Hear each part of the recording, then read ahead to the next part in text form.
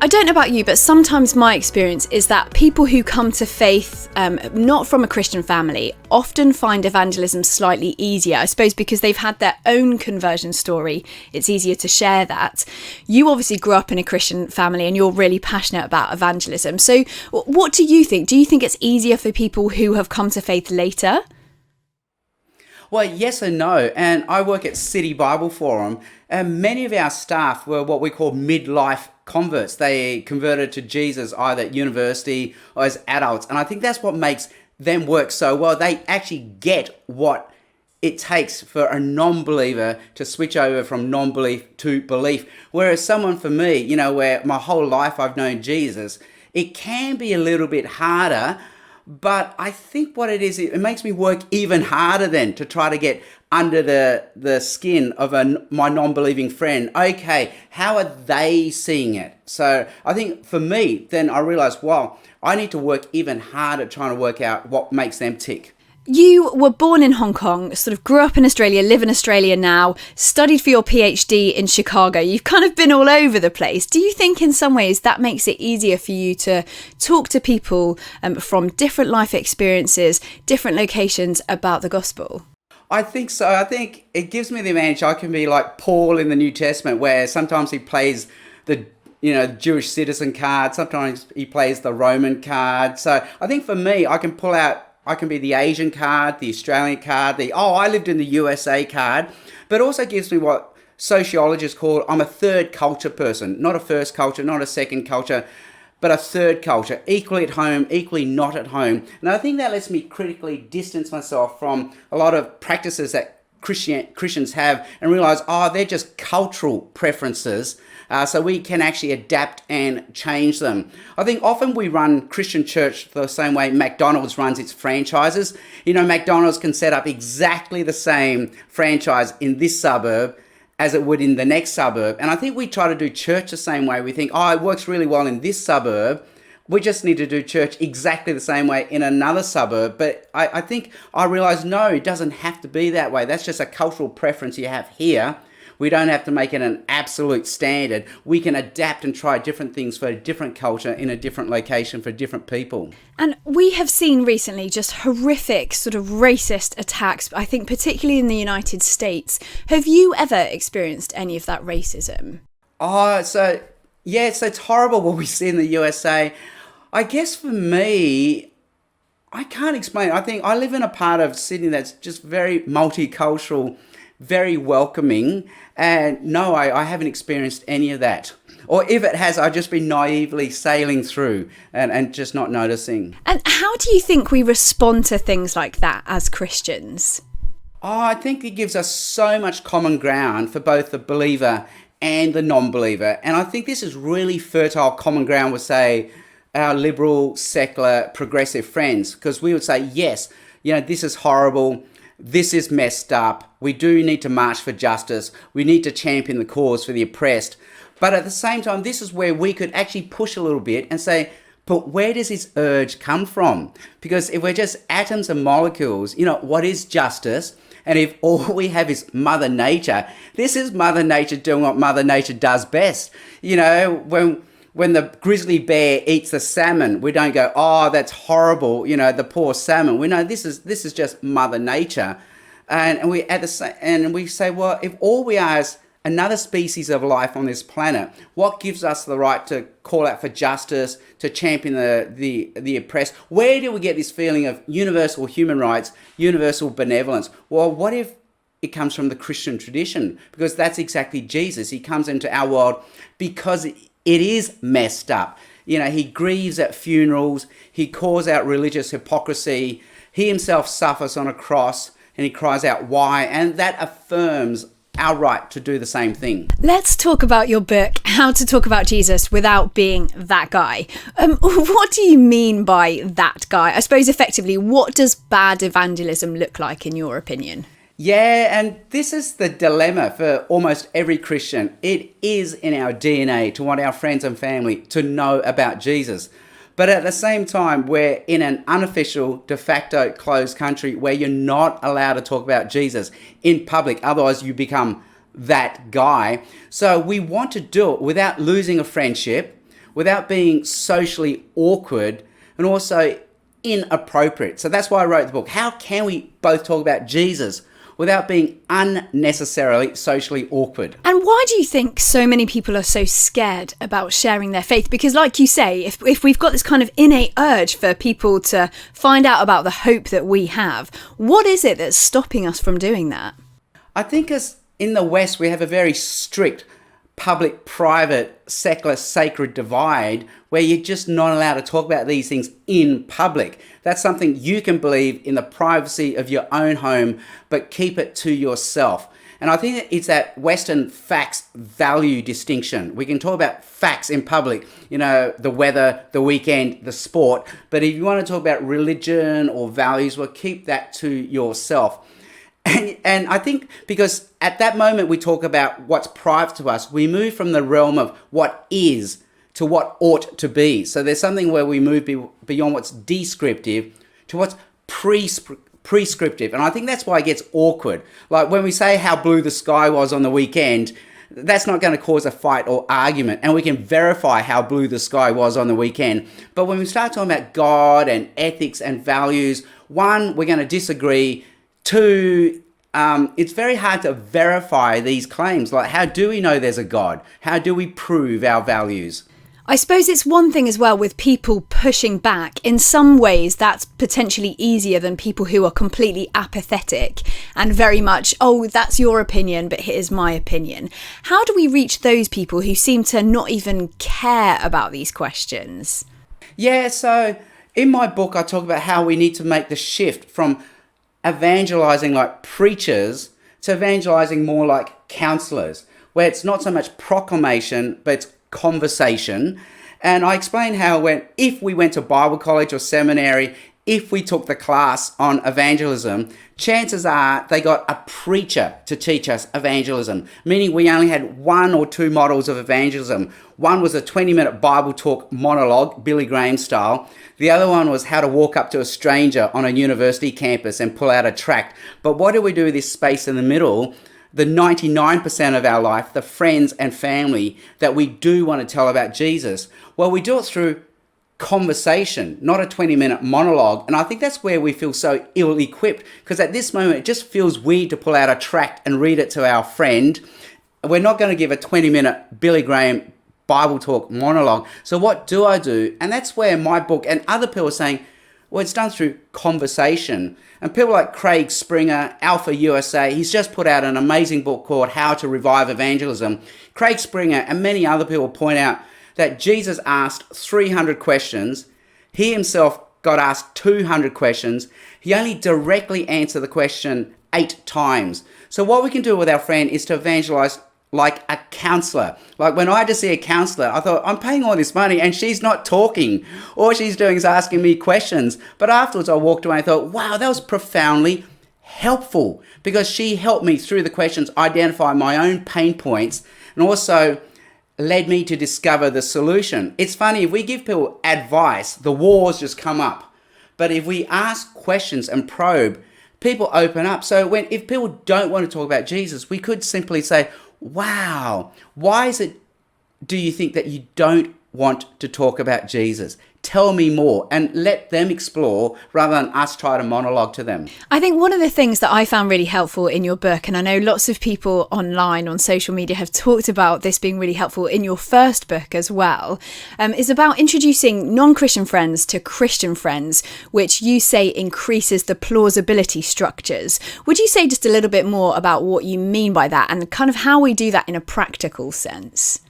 Yeah, so in both books I say, I want you to imagine, I tell you this story. My wife and I were watching TV last night and a UFO landed in our backyard. We jumped in and the little green man took us to his home planet, Jupiter, got out, showed us around, we had a meal, then we jumped back into the UFO, flew back to planet Earth, and because of the whole time portal, space-time continuum thing, only 1 second of Earth time went by. I say, who here believes me? And of course, no one believes me. Then I say, well, let me tell you another story. Jesus Christ, Son of God, second person of the Trinity, came to us 2,000 years ago, born of a virgin, 100% human, 100% God at the same time, raised a dead girl back to life, gave a man born blind his sight again. More than that, died on a cross. If you believe this, God will take away all your sin, guilt, and shame. More than that, he rose from the dead 3 days later. More than that, he's in heaven right now. More than that, one day he'll come again in the future. More than that, your body will rise from its grave and be reunited with its soul.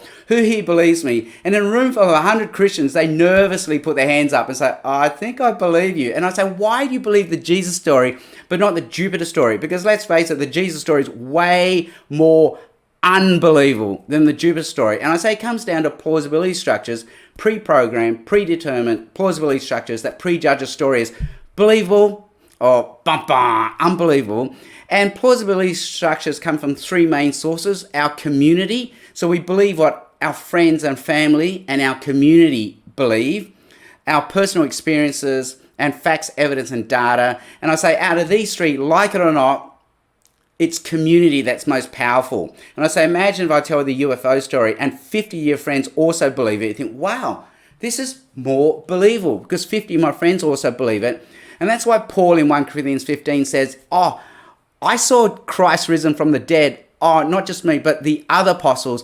Not just them, but 500 other people that you can talk to right now. They saw Christ risen from the dead. Now it's more believable. So I say when it comes to evangelism, one of the reasons it's so scary is we know how unbelievable the story really is, but it will be way more believable if we're not the one and only bozo in our friend's life that believes it. So part of evangelism is a lifestyle change where we try to merge our universes of friends. Christians, typically, we have two universes of friends, a Christian universe, a non-Christian universe. But if we deliberately, proactively merge universes and introduce our Christian friends to our non-Christian friends, our non-Christian friends to our Christian friends, so that our non-Christian friends will suddenly have 3, 5, 50 other friends who believe the Jesus story, then it's way more believable than it used to be. In How to Talk About Jesus Without Being That Guy, you have sort of 8 top tips for evangelism. Is there any chance you could whittle that down to maybe 3 or even kind of one key thing that if someone was stood in front of you now wanting to know about evangelism, you would say is kind of the key thing that we need to get on board with? Wow, 8 tips merged into one. It's like asking me which one's my favourite child, and if I could only take one child to the shops, who would that be? Well, I would say, and I don't actually give it as an explicit tip, but I make it an implicit tip. How can I be Jesus to my friends? How can I be Jesus to my family? How can I be Jesus in the workplace? In other words, how can I be loving, kind, merciful? How can I be the unofficial de facto chaplain in this person's life? How can I be the one that has wisdom, a calm, non-anxious presence? How can I bring Jesus' love, mercy and justice into this person's life today? And in the book I share how when I drive to school to do the school drop off for my kids, we pray a prayer, and one of the prayers we pray every day is, help me to be Jesus at school today. And in the book I share this story where my wife had this amazing evangelism opportunity, but she wasn't looking for it. She was simply being Jesus to a troubled person in the community. But through that, the unintended, accidental consequences were heaps of people discovered Jesus and heard about Jesus. So I say part of life is not to directly look for evangelism moments, but just to be Jesus, and the evangelism moments will find us. You are, in inverted commas, a professional evangelist, but do you think that this is something that all Christians can and should do? Yeah, and I'm a professional evangelist when I'm with City Bible Forum, but I feel just as awkward, just as ill-equipped when I'm the non-Christian in the workplace, because I still work 1 or 2 days as a doctor in the hospital system. I feel just as ill-equipped and awkward with the non-believing family member at the Christmas dinner. I feel just as awkward as the sports dad on the sideline on a Saturday trying to bring up Jesus with another sports dad. So I think, again, as I said earlier, when we think about a trained evangelist, we think about the person who can give a 20-minute Bible talk monologue, the person who can talk to the stranger at a university campus. But I'm talking about this space in the middle, friends and family. And again, Craig Springer, Alpha USA, How to Revive Evangelism, is saying now that we're so post-Christendom, post-reached, evangelism is having to shift from event-based evangelism, where we used to have to try to invite our friend to church to hear someone give a Bible talk, to what's called disciple-making evangelism, where it really is the normal, everyday Christian doing one-to-one evangelism with their friends and family. So now that we're post-Christian, even if we don't believe it, this is the only way it's going to work. The normal Christian has to do the one-to-one evangelism. Also, Barna.com in the USA, they did this survey and they found that almost every non-believer has a problem with Christianity, like the abstract Christianity that's out there, but they do not have a problem with the Christian friend that they have. So now more than ever, it's the Christian friend or family member that has to do the evangelism. I suppose it's one thing doing evangelism when you can go for a coffee with someone and sit face to face with them. But we're in this mad COVID world where lots of people are still kind of locked into their houses or communities and not really allowed to travel, not really allowed to see people face to face. How do we do evangelism in that setting where it's already awkward enough because you're kind of behind a screen? Yeah, again, be Jesus, be the unofficial de facto chaplain in that person's life. And I think all we have to do is be the person who understands. There's that famous saying, home is where you're understood. So how can I be a home to this person? And it could be simply as checking in. So everyone's Zoom fatigued right now, so maybe don't Zoom them, but maybe just a little text message. Hey, thinking of you today. How are you? And then I call it the power of the second question. How are you really going? So that they can take away the brave face, the facade, and share how they're really going. And in Genesis 3, it says every aspect of human life is broken. Our work is broken. Our relationship situation is broken. Our health is broken. So when you ask people, how's the weekend? How's the family? How's work? They'll always say, oh, fine, because it's a social necessity. It's just a greeting. But then you say, well, how was it really? The power of the second question. Pause long enough, which is easy to do with a text. And then they'll come back and say, actually, it didn't go well. And then so my favorite response then is, hey, my wife, my kids, we pray every night for our friends. Can we pray for you tonight? So that moment we've become their connection with the sacred. We've introduced the sacred into the conversation. And then I check in the next day, say, hey, we prayed for you.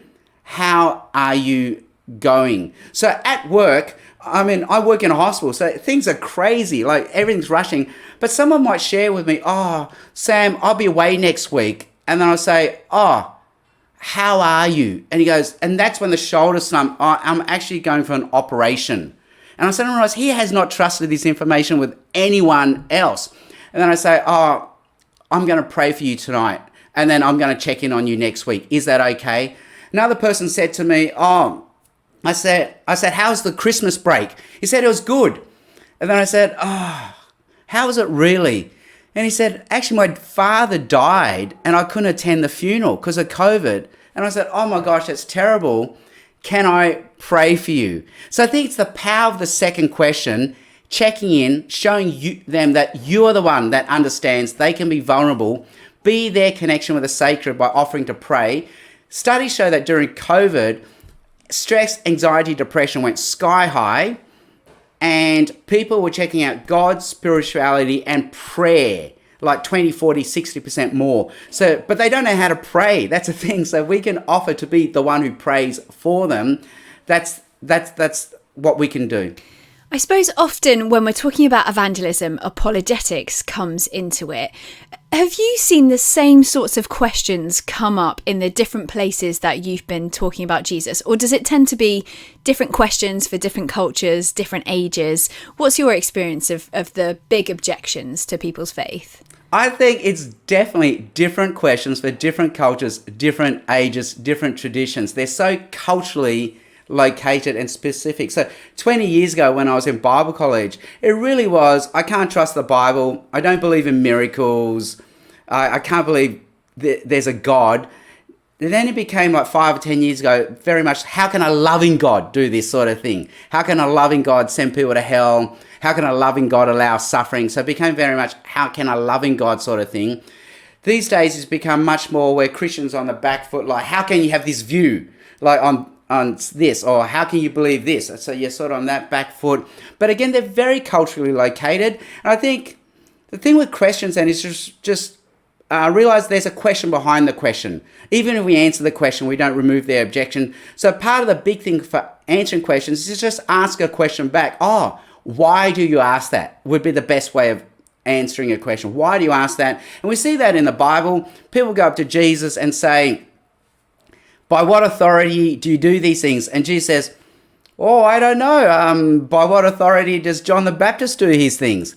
Or they say, Jesus, should we pay taxes? He goes, oh, I don't know. Like, show me a coin. Whose head do you see on this coin? And in the UK, there was the leader of the Labour Party. He lost his job because at a press conference, they asked him for his views on sex and morality. You know, is this a sin? And he felt like he had to answer that at face value, and he lost his job. He looks back and says, you know what? I could have answered with a question. I could have said, well, I don't know. What do you mean by the word sin? And then I have a friend who's a minister, but he's bivocational. So when he's in his secular job, they're hammering him with questions. He's good at answering them. But he realizes, you know what, they're not really after answers. These are just questions they're throwing up. And then he says, then he started asking questions himself, and he realized, wow, they're only 2 why questions away themselves for not having an answer. And so I think, again, we can be that counselor, the calm, non-anxious presence, and we could simply ask questions like, wow, this seems to be really bothering you. Why do you think that is? And take it from there. Or even a question like, in my book, I show... And I learned this from hostage negotiators, these questions like, what are you looking for? Why is this important to you? What happens if you don't get what you want? Why do you think we see things differently? Which is the big one, something that realize, oh, we're on different mountaintops. And then the big one is, what would it take for you to trust Jesus? So we see the primary objection rather than the cultural objection. And as you said, it's cultural as well. So something I like to do is say to people, wow, that is amazing, but do you know how Western your question is? Because my friends in Asia don't have that same question. And suddenly they realize, oh, you're right, it is a Western objective. And I say, you know, right now, Christianity is exploding in Africa, in Asia, in Latin America. What are they seeing in Jesus that we're missing in the West? So maybe we in the West have to remove our cultural lenses, read the Bible on its own terms, and just let the Bible speak for itself and find the Jesus that the rest of the world seems to have found without its Western cultural superiority. You talk in your book about moving from negative apologetics towards positive apologetics. Would you say just a little bit about that?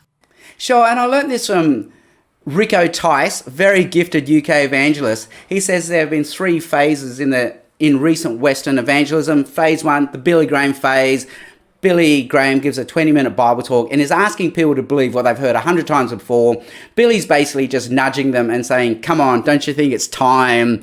You know this is true, time to believe. Then there was the second phase, the defeater belief phase, where people know what Christians believe, but they can't because of defeater beliefs. The problem of evil, they can't trust the Bible. What about other religions? So if we can remove these defeater beliefs through negative apologetics, then people will believe. But now we're in a third phase where we're on different universes. The believers here, the non-believers in a different universe, they don't know what we believe. They don't care what we believe. Deep down, they suspect what we believe is oppressive, wrong, and evil. So now we have to woo them here with what I call positive apologetics, promoting belief. Come on, you want this to be true, I call it. And I see that approach in Tim Keller's Reason for God. So defeated beliefs was Tim Keller's Reason for God, but now positive apologetics is Tim Keller's Making Sense of God. I see it in Joshua Chatraw's Telling a Better Story, and it's just telling our non-believing friend, come on, you want this to be true, you know it's true, you believe in, let's say, justice or freedom or human rights, but you can't have this without Jesus. So the only way you can have what you want to be true is for the Jesus story also to be true. I guess as an evangelist, you must be really sure of your faith. You've worked through a lot of kind of objections and things like that. But has there ever been a time in your life when you have really seriously questioned your faith or really doubted and kind of thought, oh gosh, maybe none of this is even true? Yeah, so as I said in my book, things that people hear, I grew up in a Christian family, the eyes roll and they say, that's why you're a Christian. And I try to say, no, it's actually harder to be a Christian sometimes if you grow up in a Christian family, because the last thing you want is to be like your parents, especially if you're a child of Asian immigrants. Like, you want to be as Anglo as you can be. So you don't want to take on their faith. So in that sense, yes, I know it's a cliche, but you got to own it for yourself. But the other big moment was when I was about 25 and I had to choose whether to stay in full-time medicine or switch into paid Christian ministry. And being a doctor is fantastic. Bank managers want to know you. People want to talk to you at parties. They show you their rashes. But when you're in Christian ministry, bank managers don't want to know you. No one wants to talk to you at parties. You've become that guy at the party. So at that moment, I thought, wow, this is for the first time. My faith is going to cost me something. This better be true. So I think there's that time where I had to really find out, is Christianity true or not? And I think now that I'm in middle age, it's funny, it's a different crisis of faith. I think you have so many friends who are not Christians, and then you start to think, can they all, like, what's God going to do with my friends who aren't Christians? So it's a different crisis of faith. Like, can there only be one way when so many of my friends don't believe this story? Sam, you are a father of 3 boys. How do you and your wife kind of encourage your children to share their faith with their friends? I say you just got to build your Christian faith into the normal rhythm, pattern, and fabric of your life. So it's not this extra event that you shoehorn into your family calendar. And in my book, I joke about how it's like fitness, because every New Year's, we make the same resolution. This year for sure, I'm going to eat less, drink less, exercise more. And we begin January with a bang. We sign up for a gym. We get up at 5 a.m. and go for a run. But it doesn't last. It's unsustainable because it was an extra event that we try to shoehorn into our already busy lifestyle, when instead the way to get fit is to make your lifestyle fit. Your lifestyle becomes fit. And evangelism is the same. It can't only be this extra thing we shoehorn into our event. Like, okay, today, for sure, today I'm going to tell my friend about Jesus. So this extra thing I'm going to shoehorn into my life. Or the church does it as well. The church will put on an evangelistic men's breakfast and becomes this event that they shoehorn into the busy calendar of their church calendar and everyone's calendar. So instead, it really is, it's just part of the rhythm and fabric of your life. So at the start of the day, I've taught my boys, because I role model, hey, just begin every day with breakfast, Bible, exercise. I call it BBE. That kicks off your day. So they do it now. They have this rhythm where they have breakfast, they read their Bible, they do a little bit of exercise. So they can't think of a world where they don't do that. Then I drive them to school. We all take turns praying. And they tend to be ask you prayers. Oh, dear God, please let this happen today. And then we're already praying for our non-Christian friends on the way to school. Then they have school, and then at the family dinner, we check in with each other. The questions change, but I like to help them be emotionally literate. So what made you happy? What made you sad? What made you angry? What made you sorry? And how can we pray those emotions to God today? And we just pray for each other. So somehow it's in the rhythm and fabric of our life. And even church. My kids will sit through church, as boring as it is, just because it's a chance for them to sit on my lap, get a cuddle from me. So much part of just, they can't imagine a world where they're not on my lap during a boring church service. So when COVID came and church became even more boring because it was online, somehow they just figured there was no other world apart from just sitting on my lap and watching a boring online church service. So it just becomes the air we breathe. It's not this extra. So it's not that sacred secular divide. It's not that public private dichotomy. Already they can see it's just part of the fabric of life. And how do you think we do evangelism with children? Because I suppose it's one thing talking to our non-Christian friends who are adults and can sort of rationally make those decisions themselves. I guess the danger is we don't want to look like we're brainwashing children, but clearly we also want to share this good news with them. So how do we do that? Maybe understanding that one day they will have to make an informed choice for themselves, usually the age of 14, 18, 25. And we're just doing our best to help them have that informed choice so that they can at least hear the Christian tradition, see it, and maybe even participate in it. And so that one day they can make that decision for themselves.